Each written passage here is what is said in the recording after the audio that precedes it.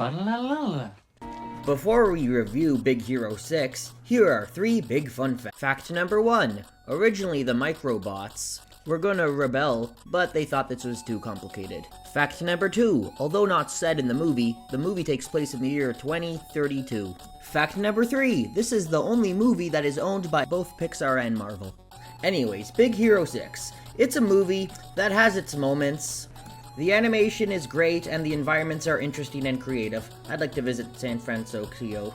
The character designs are varied and nicely stylized. Another thing I like about this movie is the depiction of grief, as well as coping with loss and what it can do to us personally.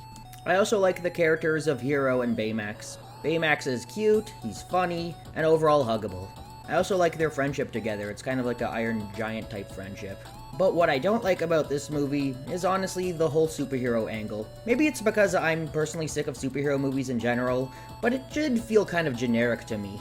I mean, the team coming together doesn't really feel earned since the rest of the team don't really feel that close to the main character and we don't know about them that much. They just kind of decide to become a superhero team. Also, the villain is pretty obvious.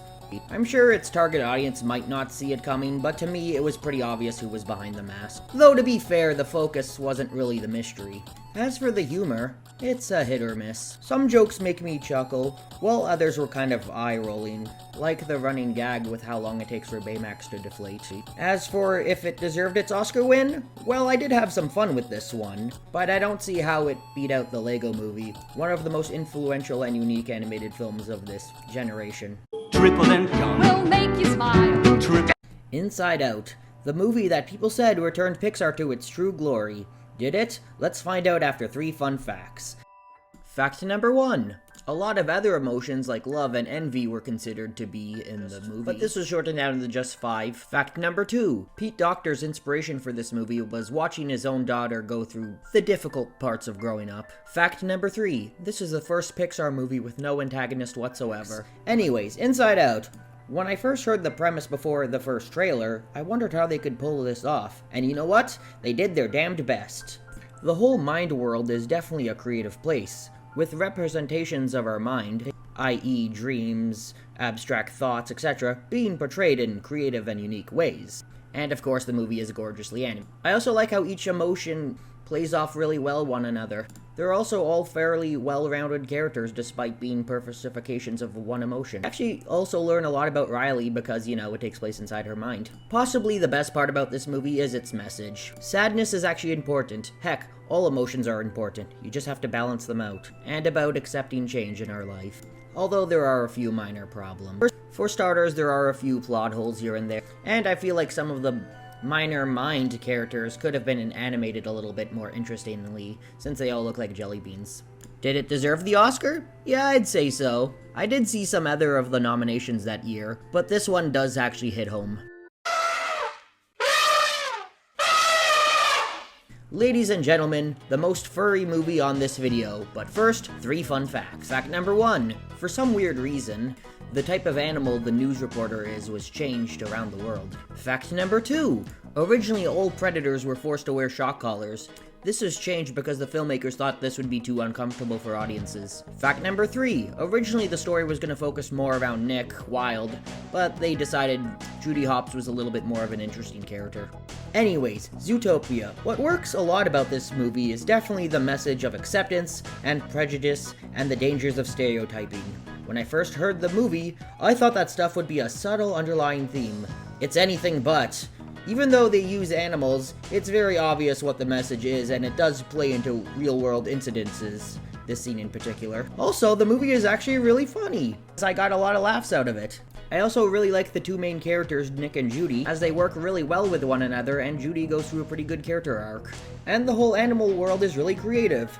Most anthropomorphic animal movies have a city that's pretty much a human city, but here they have entire sections dedicated to different types of animals and functions in the city to suit them.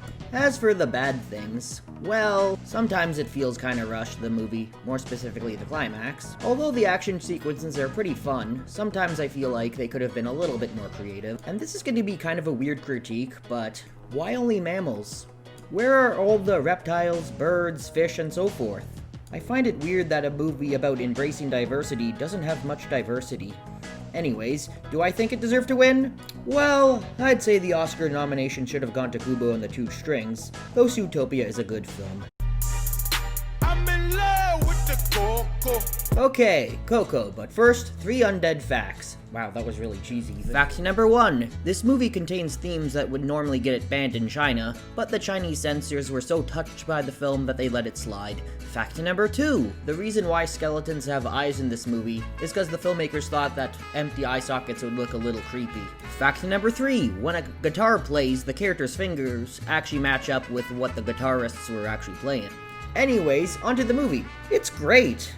Where do I begin? Well, let's talk about the story. It's a surprisingly deep story with heavy themes, but it's also fun and lighthearted at the same time. They do a great job of balancing tone. Also, the way this film pays respect to Mexican culture is great. No wonder it did really well down there. I also really like how a big part of the story has Miguel and his deceased relative going on this adventure together, really playing on the whole Land of the Dead holiday. I also really like the 2 main characters. The humor worked really well, though maybe the movie could have used a little bit more. I really like the design of the Land of the Dead and the characters. Making skeletons look appealing is kind of a hard task. Interestingly enough, despite taking place in the afterlife, this movie does touch on themes of being permanently gone. Once you're not remembered by anyone on Earth, you fade away. This also leads to a suspenseful and emotional climax that I won't talk about here because of spoilers. Did it deserve the Oscar? Yeah, indeed!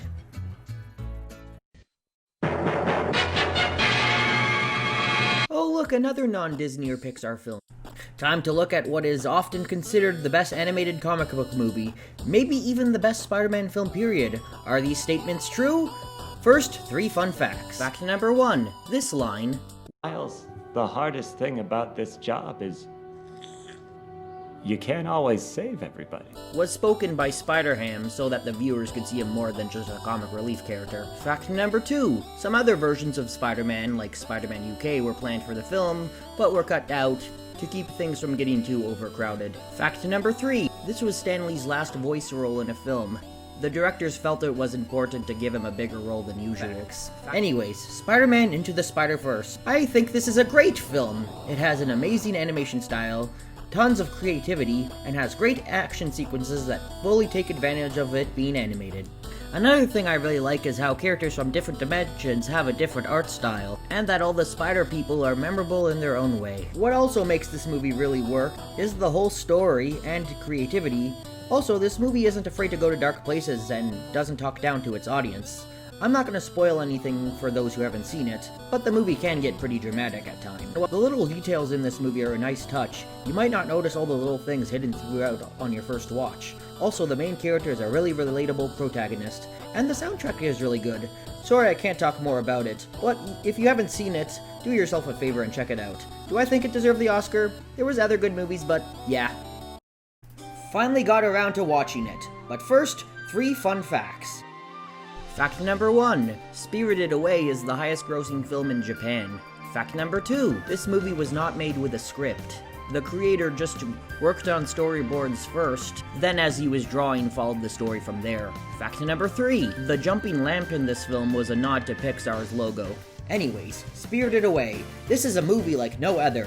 It has a creative world and a nice story about a young girl who has to become more mature and grow up a little. The animation is really well drawn, and it's just beautiful to look at. Also, every spirit in the spirit world adds something to this movie, and you're just taken in by everything. It's a compelling movie that works in just about every aspect, and by the time you finish the movie, you might start to reflect on your life like I did. Did it deserve the win? Although I think its reputation as the best animated film might be a little overblown, in my opinion, I still like it a lot. I would say yeah, not just because of the quality of the film, though it is good, but because also it's good to have at least one hand-drawn film in the winners category, as well as a foreign film. Okay guys, that's it. I hope you enjoyed the wait. There's still one more film? Yeah, I was kinda busy this year, with COVID and school and such. What I'm trying to say is, I was planning this before the 2019 winner. Guess I have one more film to review.